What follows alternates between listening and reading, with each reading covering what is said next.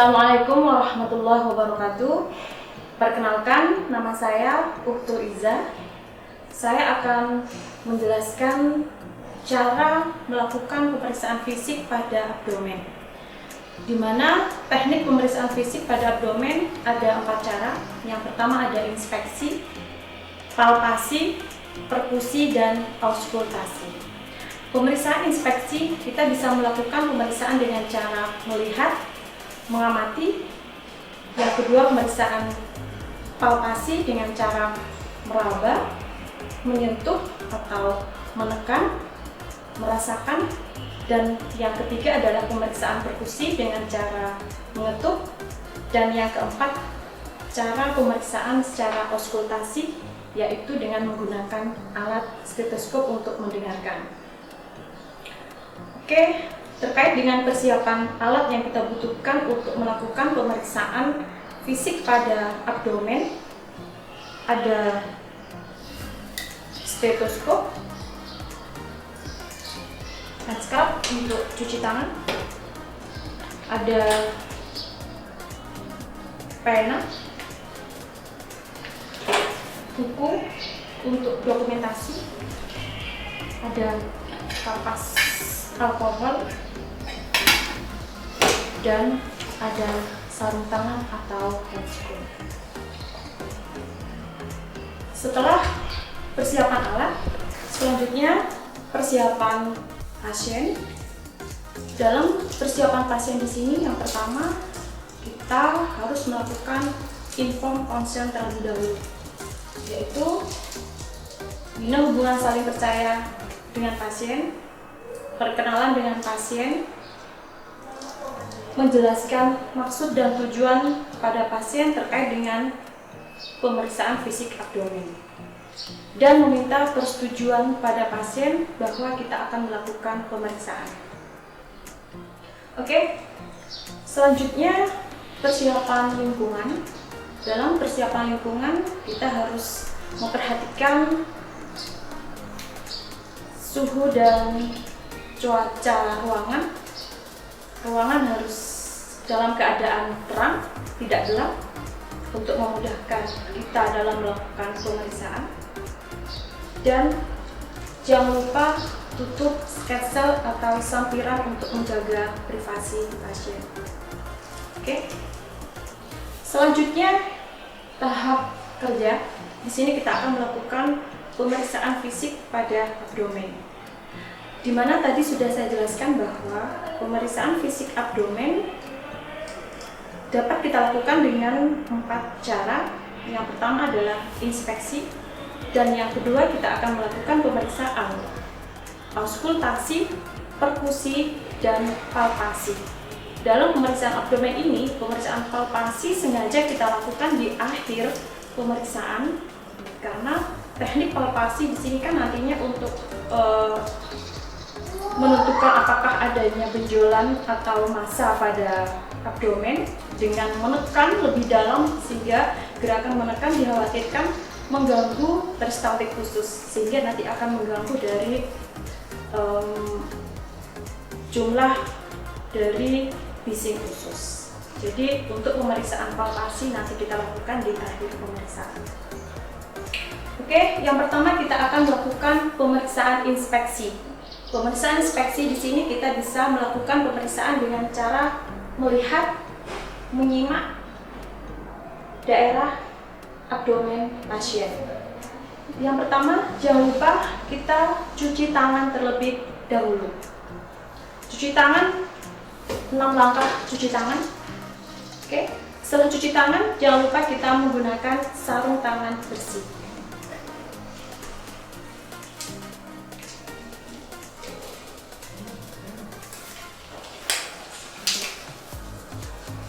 Dalam menggunakan sarung tangan ini, ada beberapa hal yang perlu kita perhatikan. Yang pertama adalah ukuran sarung tangan. Harus sesuai dengan ukuran tangan kita. Kalau terlalu besar, longgar, akan mengganggu proses prosedur atau tindakan. Jika terlalu kecil, biasanya mudah robek, seperti itu. Setelah menggunakan handscoon, kita siap untuk melakukan pemeriksaan. Yang pertama, pastikan pasien dalam keadaan rileks. Ya, pasien dalam keadaan rileks. Kedua tangan pasien berada di sebelah samping kanan maupun samping kiri pasien. Terus selanjutnya kita buka pakaian pasien sesuai dengan kebutuhan. Ya, di sini kita akan melakukan pemeriksaan fisik. Yang kita butuhkan adalah area di daerah dada atau di daerah PX sampai ke daerah simfisis pubis. Jadi cukup kita buka bagian yang kita perlukan untuk dilakukan pemeriksaan. Permisi Bapak, saya akan memulai untuk melakukan pemeriksaan perut Bapak atau pemeriksaan abdomen. Permisi, saya buka kaosnya dulu atau Bapak bisa buka sendiri, silakan.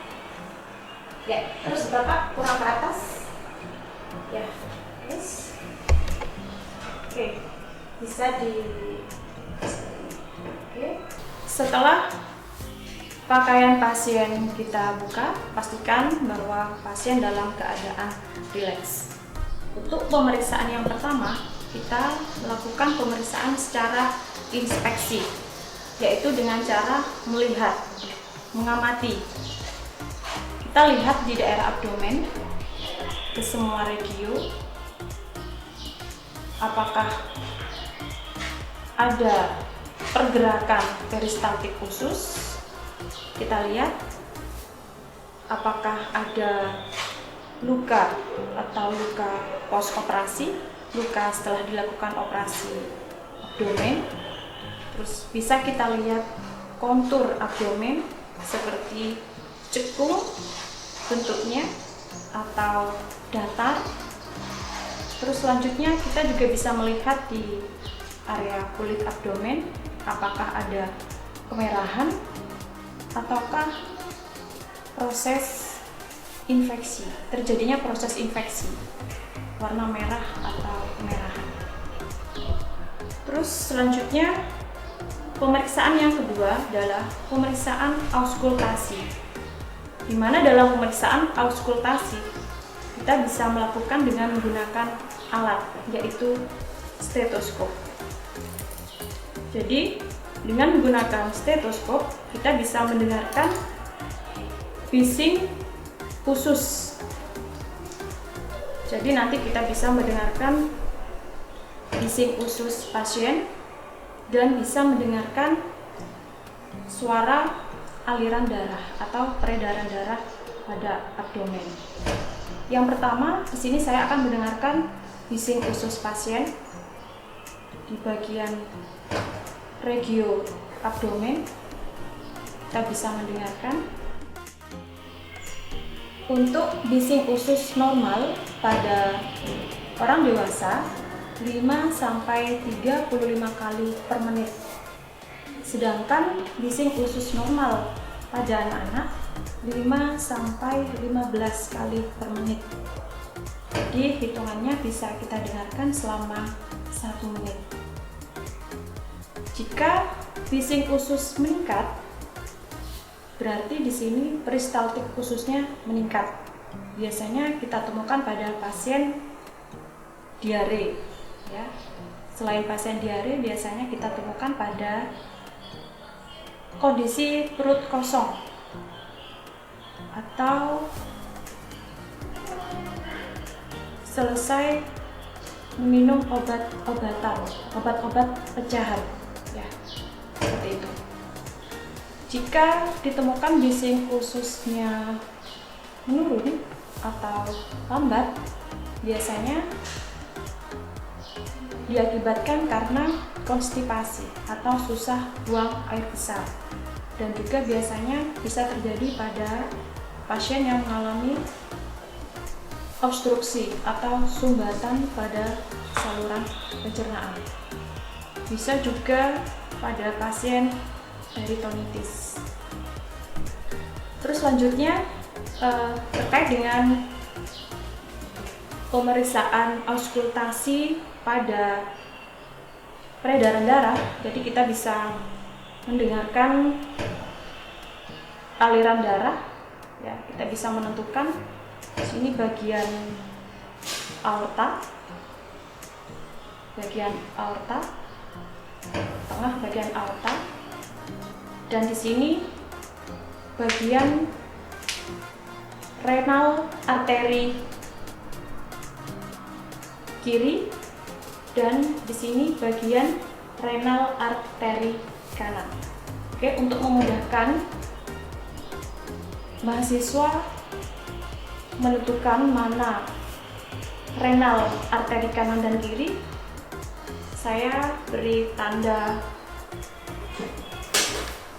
dengan menggunakan pen. Di sini aorta, di sini renal arteri kiri dan renal arteri kanan. Terus sejajar dengan umbilikus, ileus arteri kanan dan ileus arteri kiri. Dan di bagian bawah, di bagian sini, ini adalah arteri femoralis kanan dan femoralis kiri. Nah, di sini kita bisa mendengarkan aliran peredaran darah.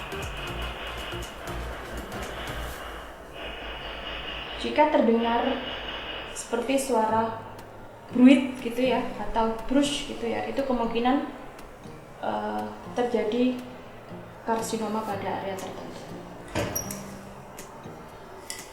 Oke, setelah kita lakukan pemeriksaan auskultasi, selanjutnya kita akan melakukan pemeriksaan perkusi. Sebelumnya saya hapus terlebih dahulu.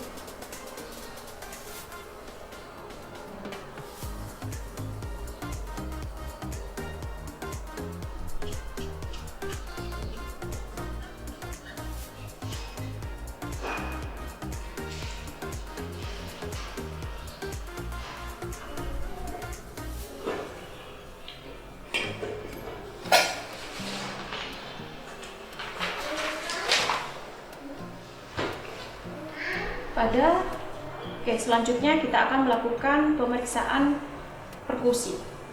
Pada pemeriksaan perkusi kita bisa dengan cara mengetuk, ya, dengan cara mengetuk jari-jari bagian tengah yang satu dan jari tengah tangan yang lainnya, menyentuh dan mengetuknya.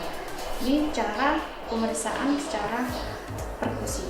Dalam pemeriksaan perkusi, di sini kita bisa mendengarkan normal perkusi adalah timpani.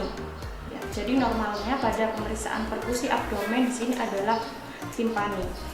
Jika terdapat pembesaran pada daerah hepar atau daerah ginjal, biasanya suara yang ditemukan pada pemeriksaan perkusi di sini adalah suara pekak.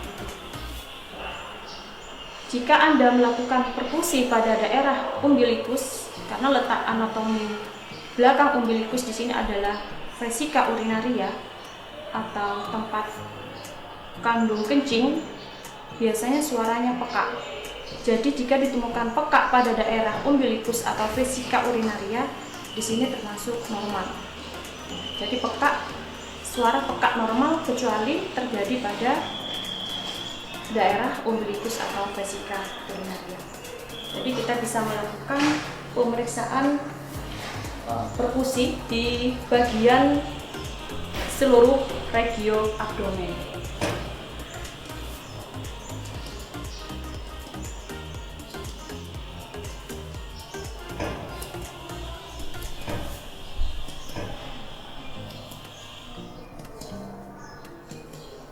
Jadi normal pemeriksaan perkusi adalah timpani. Jika terdapat suara pekak, kemungkinan terjadi pembesaran pada daerah limfa, hati, atau ginjal. Terus selanjutnya kita akan melakukan pemeriksaan palpasi. Jadi teknik pemeriksaan palpasi dengan cara meraba, merasakan dengan cara menekan, ya. Jadi pada pemeriksaan palpasi di sini ada dua jenis pemeriksaan palpasi. Yang pertama palpasi superficial, ya. Jadi superficial dengan sedikit menekan, ya. Dan dengan cara palpasi dalam, biasanya lebih dalam dan agak menekan. Jadi pemeriksaan palpasi ada palpasi superficial dan ada palpasi dalam. Untuk pemeriksaan palpasi superficial,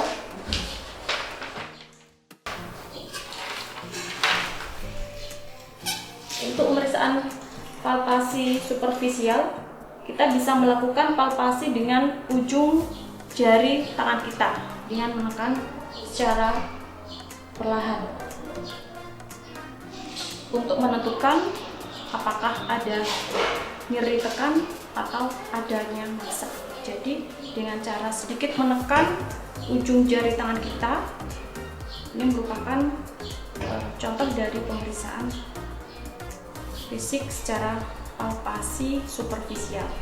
Sambil kita melihat pada wajah pasien, apakah pasien merasa kesakitan, menyeringai, menahan nyeri pada saat kita menyentuhnya, apakah tidak. Jadi kita bisa mempalpasi di semua bagian regio abdomen. Selanjutnya kita akan melakukan pemeriksaan palpasi pada hepar. Jadi yang pertama kita harus menentukan daerah mid clavicula dulu, ya. Clavicula bagian kedua. Ini sih Pak, ditentukan dulu. Untuk menentukan hepar, jadi kita harus menemukan pemeriksaan perkusi dengan suara redup. Ini sih Pak, saya perkusi dulu. Ya. Di bagian mid clavicula intercostal ke-6 terdengar suara redup, ya. Di sini kita bisa melakukan pemeriksaan hepar di sini, ya. Terus selanjutnya kita bisa meletakkan tangan kiri kita di bawah pinggang pasien. Permisi Pak, ya. Diangkat dulu sedikit, ya. Dan sudah Pak, relax lagi. Terus tangan kanan kita berada di bagian hepar atau di bagian mid clavicula intercostal ke-6. Lakukan palpasi dalam. Ini sih Pak, ini. Lakukan palpasi dalam dengan menekan sambil melihat pada wajah pasien, apakah pasien merasa kesakitan atau nyeri, dan tangan kita juga merasakan apakah ada benjolan atau tidak. Bagian bawah tangan, bagian tangan yang berada di bawah, bagian kiri juga menekan ke atas, apakah ada benjolan atau tidak, apakah ada lentingan atau tidak. Jika ada benjolannya terasa lonjong atau terasa datar, terasa lunak atau terasa keras. Jika keras biasanya seperti pada saat tangan kita menyentuh siku atau lutut, itu keras. Terus selanjutnya bagaimana cara untuk menentukan pembesaran hati. Jadi kita bisa menentukan PX-nya dulu, posisi processus voidius lurus dengan umbilicus. Kita letakkan tangan kita di atas abdomen antara PX, processus voidius, dan umbilicus. Kita letakkan tangan kiri kita kita tekan. Jika merasakan adanya benjolan, kita bisa mengukur pembesaran pada hati. Seandainya kita merasakan lebih dari 5 tangan jari kita benjolannya, bisa kita tambahkan lagi 1 tangan atau 2 jari kita. Setelah dirasa pembesarannya sampai di 7 jari kita tekan. Kita melihat mimik wajah pasien apakah merasa nyeri atau tidak. Nah, berarti kita bisa menulis di laporan terjadi pembesaran hati bagian depan, ya, di bawah PX, 7 jari di bawah PX, atau 2 jari di atas umbilikus atau umbilical. Terus selanjutnya kita juga akan melanjutkan untuk menentukan pembesaran hati di bagian yang lainnya. Kita bisa menentukan arcus costarum dulu. Ini arcus costarum kiri, sini arcus costarum bagian kanan.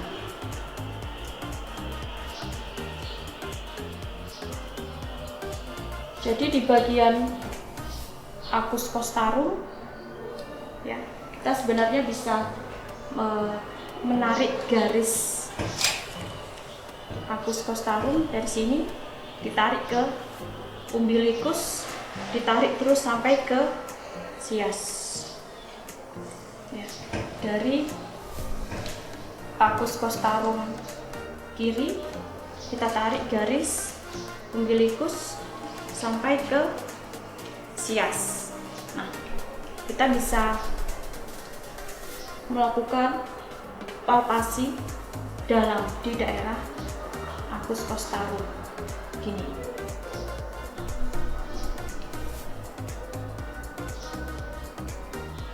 Jika terasa ada benjolan, ya, mungkin besarnya dengan batas 3 jari tangan kita atau 2 jari tangan kita bisa catat di laporan hati membesar 2 jari di bawah arcus costarum.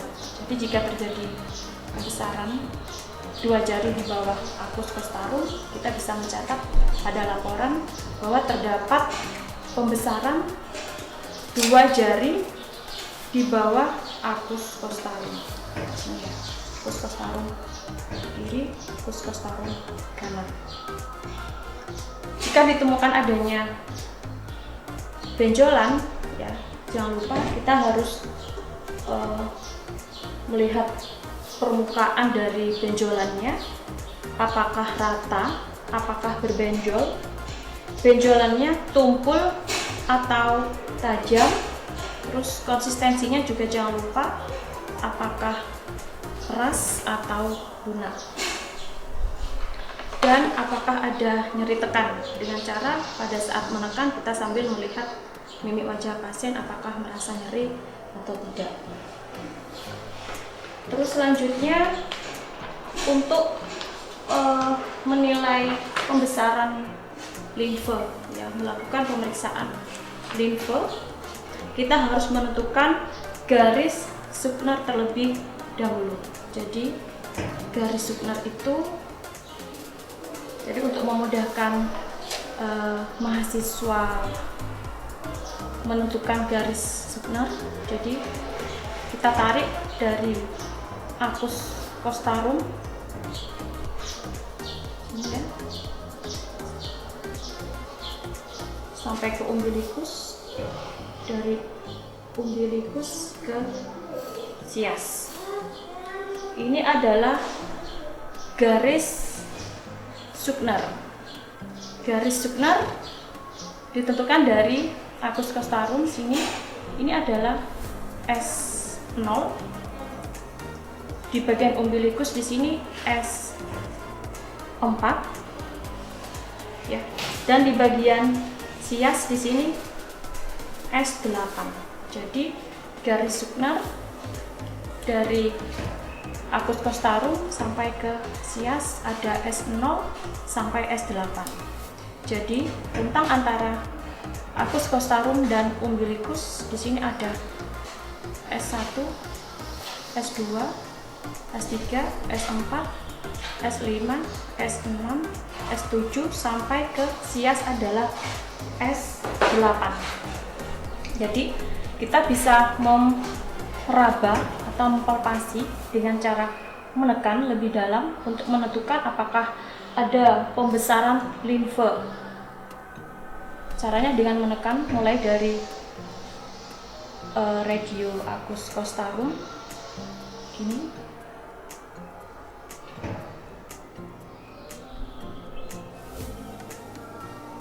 di mana tangan kita meraba adanya benjolan, ya, semisal benjolan terdapat di acus costarum S1 atau S2 sampai S3, berarti tercatat dalam laporan bahwa pembesaran limfe terdapat di S1, S2, dan S3, seperti itu. Jadi untuk memudahkan menentukan adanya pembesaran limfe pada pemeriksaan abdomen, jadi mahasiswa dianjurkan untuk bisa menentukan garis Zuckner terlebih dahulu dari acus costarum, umbilicus, dan sias di S0 sampai S8. Terus untuk palpasi limfe terletak di myocardium bagian kiri, ya. Tangan kanan pemeriksa di daerah sias. Tangan kanan pemeriksa berada di daerah sias kanan, ya. Dan tangan pemeriksa yang sebelah kiri diletakkan di bawah acus costarum atau pinggang pasien, seperti ini. Ya. Kita bisa menentukan apakah ada pembesaran limfe atau tidak dengan cara jari-jari kita ditekan lebih dalam. Jika jari kita bisa masuk ke 3, berarti tidak terdapat pembesaran limfe. Jika seandainya jari tangan kita saat ditekan tidak bisa masuk ke 3 atau berada di atasnya 3, berarti terdapat pembesaran limfe, seperti itu. Terus selanjutnya, setelah kita melakukan pemeriksaan palpasi pada limfe, kita akan melakukan pemeriksaan palpasi ginjal.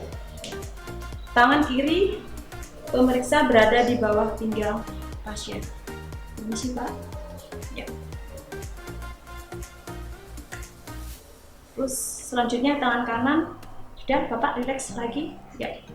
Tangan kanan berada di abdomen pasien. Kita bisa menentukan jika terjadi ketegangan otot, dianjurkan pasien untuk bisa menekukkan kaki. Jika tidak, tetap pasien dalam keadaan rileks tidur berbaring. Kita tekan di dalam untuk menentukan apakah kita merasakan adanya benjolan atau massa atau pembesaran pada daerah ginjal. Jika ada, jangan lupa kita harus menentukan konsistensi dari benjolan tersebut, apakah lunak atau keras. Dan tangan kiri yang berada di bawah abdomen, kita juga menekan ke area atas untuk menentukan apakah ada lentingan benjolan atau tidak. Jika teraba adanya lentingan, berarti kita bisa mencatat dalam buku laporan kita balut teman positif. Jika tidak ada lentingan atau benjolan atau massa pada pemeriksaan ginjal, berarti gula teman negatif. Seperti itu. Jadi itu tadi pemeriksaan fisik abdomen sudah saya jelaskan secara jelas terkait dengan pemeriksaan abdomen, mulai dari inspeksi, auskultasi, perkusi, dan pemeriksaan palpasi. Setelah kita melakukan pemeriksaan fisik abdomen, jangan lupa pasien dirapikan kembali seperti posisi semula.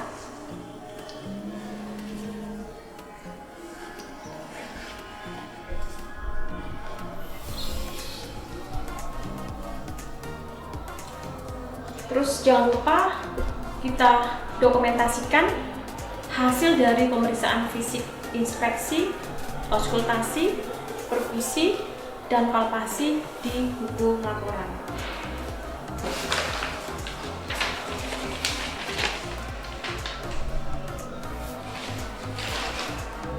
Setelah kita mencatat hasil pemeriksaan fisik abdomen tadi, setelah kita melakukan pemeriksaan fisik dan mendokumentasikan hasil dari pemeriksaan fisik tadi, selanjutnya kita bereskan alat. Jangan lupa buka handscoon